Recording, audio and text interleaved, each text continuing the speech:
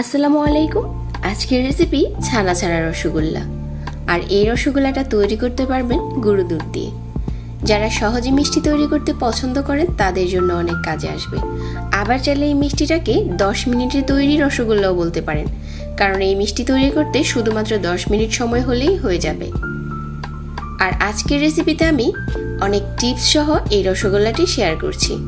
আশা করছি সবার ভালো লাগবে। রসগোল্লা তৈরি করার জন্য একটা বাটিতে প্রথমে নিয়ে নিচ্ছি 1 কাপ পাউডার মিল্ক। আজকের রসগোল্লাটাই গুঁড়ো দুধ দিয়ে তৈরি করছি। আর এখানে চিমটি পরিমাণ দিয়ে দিচ্ছি এলাচের গুঁড়া। 1 চা চামচ নিয়ে নিচ্ছি ঘি। এখন এই শুকনো উপকরণের সাথে ঘি আর এলাচের গুঁড়াটা একটু মিশিয়ে নিচ্ছি। যখন মেশানো হয়ে যাবে তারপর এখানে দিয়ে দিতে হবে 1/4 চা চামচ বেকিং পাউডার। বেকিং পাউডারটাই দিতে হবে, বেকিং সোডা দিলে হবে না। বেকিং পাউডারটা নিতেই চেষ্টা করবেন।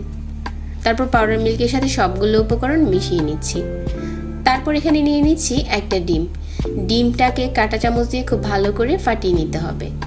ফাটিয়ে নেওয়ার পর এই ডিমটা দিয়ে আমরা মিষ্টির ডোটা তৈরি করে নিচ্ছি। অল্প অল্প করে দিতে হবে আর মেশাতে থাকতে হবে। মেশাতে মেশাতে একটা সময় দেখা যাবে যে অনেক সফট একটা ডো হয়ে গেছে। তারপর হাতটাকে পরিষ্কার করে ধুয়ে নিতে হবে আর হাতে একটু ঘি লাগিয়ে মিষ্টির বলগুলো বানিয়ে নিতে হবে। আর মিষ্টির বলগুলো কিন্তু খুব বেশি বড় করা যাবে না, কারণ এগুলো কুক করার পর ডবল হয়ে যাবে, এই জন্য সাইজে একটু ছোট করতে হবে। তো আমার এখানে সবগুলো মিষ্টির বল বানানো হয়ে গেছে। রসগোল্লার জন্য শিরা তৈরি করে নিচ্ছি। একটা পাত্রে নিয়ে নিচ্ছি 1 কাপ চিনি। কাপ দিয়ে মেপে 1 কাপ চিনির সাথে আমি 2 কাপ পানি দিয়ে দিচ্ছি। তারপর ফুটিয়ে নিচ্ছি।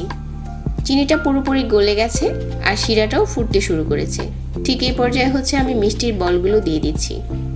মিষ্টির বলগুলো দেওয়ার পর ঢাকনা দিয়ে ঢেকে দিতে হবে 10 মিনিটের জন্য। এ সময় চুলার আঁচটাকে মাঝারি রাখতে হবে। মাঝারি আঁচেই এই মিষ্টিগুলো 10 মিনিট কুক করতে হবে। ঠিক 10 মিনিট পর দেখা যাবে যে মিষ্টিগুলো ফুলে ডবল হয়ে গেছে। অবশ্যই চেষ্টা করবেন কাঁচের ঢাকনা দিয়ে ঢাকতে। ওই ক্ষেত্রে আপনি দেখতে পারবেন যে মিষ্টিগুলো কত সুন্দর করে কুক হয়ে যাচ্ছে। তো আমার এখানে 10 মিনিট হয়ে গেছে আর মিষ্টিগুলো ফুলে ডবল হয়ে গেছে।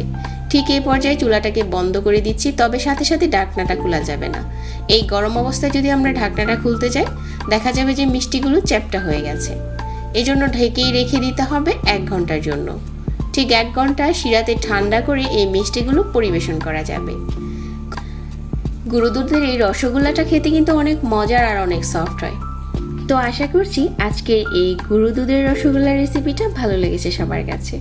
সবাইকে আবারও ধন্যবাদ জানাচ্ছি আর সেই সাথে বিদায় নিচ্ছি। আল্লাহ হাফিজ।